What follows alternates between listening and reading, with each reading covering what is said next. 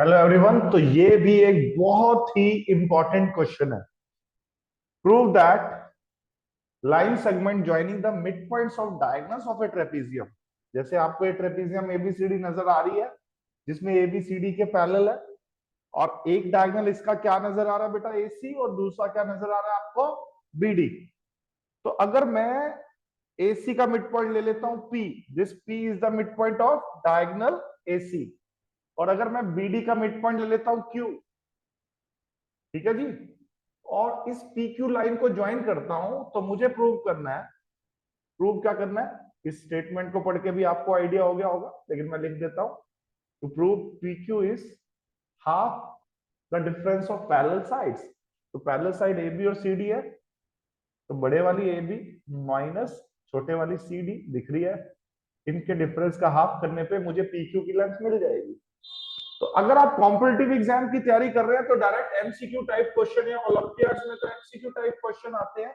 वो कैसे आते हैं, वो करवाने के बाद फिर मैं आपको इसका प्रूफ भी करवाऊंगा। तो अगर कोई स्कूल लेवल का स्टूडेंट भी देख रहा होगा तो प्रूफ उनके लिए इंपॉर्टेंट है, और जो कॉम्पिटिटिव एग्जाम का स्टूडेंट देख रहा है तो उसके लिए एक सीधा सीधा ट्रिक ही इंपॉर्टेंट है। मीन्स अगर मैं कह दूं ना ए बी आपके पास 16 है,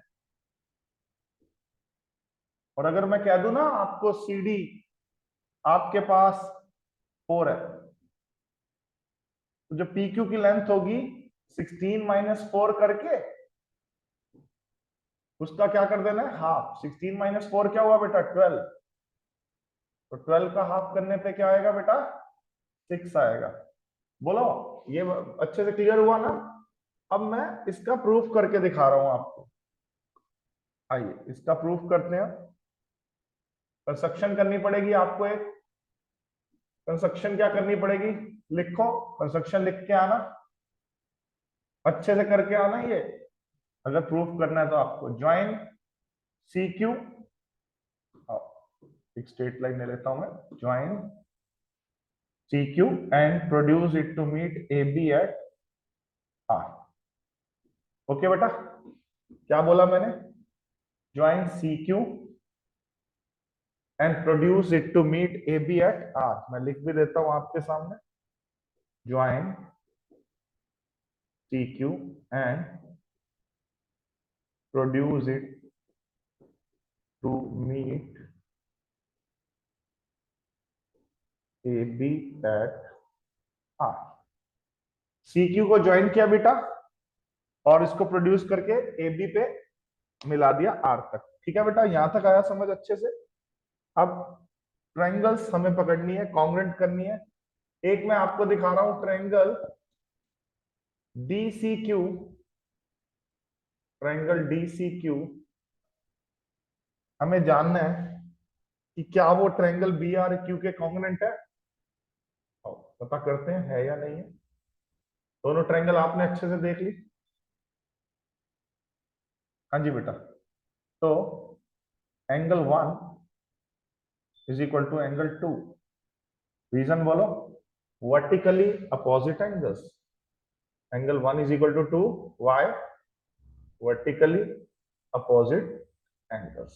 ठीक है बेटा, angle 3 is equal to angle 4। Reason बोलो, alternate interior angles. Alternate interior angles, क्योंकि डीसी पैरेलल टू बीआर भी तो है ना। अगर डीसी एबी के पैरेलल है तो उसके पार्ट की भी तो पैरेलल होगी। कोई इश्यू तो नहीं है। अब आप में से एक बच्चा कह सकता था सर ये वाला एंगल भी तो इसके इक्वल ऑल्टरनेट इंटीरियर है, ये भी लिख सकते थे, वो आपकी मर्जी है। और D Q is equal to Q B. Why, because Q is the mid point of diagonal BD, ये तो गिवन है ना। Q is mid point of diagonal BD. ठीक है, क्यू डायगोनल बीडी का क्या हो गया, मिड पॉइंट हो गया। यहां तक किसी को कोई इश्यू। तो ट्रायंगल डी सी क्यू किसके कॉन्ग्रेंट होगी बेटा, डी सी क्यू कॉन्ग्रेंट होगी बी आर क्यू के। Triangle D C Q is congruent to triangle B R Q. ठीक है बेटा, अगर ये कॉन्ग्रेंट हो गई तो सीपीसीटी से, अच्छा किस लॉजिक से कॉन्ग्रेंट हुई ये भी आप लिख सकते हैं, किस लॉजिक से हुई, बाय एएस, बाय ए ए और एस। ठीक है ना, ए और एस। ठीक है, ये आपको समझ आ गया, कॉन्ग्रेंट हो गई तो क्या मैं कह सकता हूं कि सी क्यू क्यू आर के इक्वल है, C Q is equal to Q R CPCT. ठीक है, सी क्यू किसके इक्वल हो गया बेटा, क्यू आर के इक्वल हो गया, और DC is equal to RB, DC is equal to RB CPCT. बड़े रिलैक्स होकर करवा रहा हूं मैं आपको, बड़े ध्यान से समझते जाओ, कुछ भी नहीं है, it's very simple, so simple, बड़ा आराम से करनी होती है ज्योमेट्री। यहां तक आ गया बेटा समझ अच्छे से आपको। अब मैं यहां पे लिख रहा हूं ए, यहां पे in triangle C A R, wow, car in triangle C A R, car triangle नजर आ गई। P is the mid point of AC, P तो डायगोनल का मिड पॉइंट गिवन ही है ना, ये बात तो गिवन ही है। ठीक है, P is the mid point of diagonal AC, और Q C Q is equal to Q R, अभी अभी प्रूव तो किया है, देखो। तो इसको लिख सकते हो क्या, P is mid point of AC, ये बात तो आपको गिवन ही है, and Q is mid point of C are,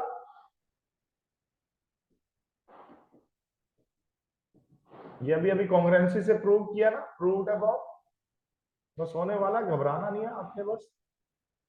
तो मिड पॉइंट थ्योरम लगा के मैं ये कह सकता हूं कि पी क्यू ए आर के पैरेलल भी है, और पी क्यू ए आर के हाफ भी है। पैरेलल वाली बात तो ठीक है, वो हमें इस अकॉर्डिंग प्रूव नहीं करनी, लेकिन करनी भी होती तो हो जाती। अभी मेरा काम क्या है, P Q is half of A R, यहां तक समझ आया सबको।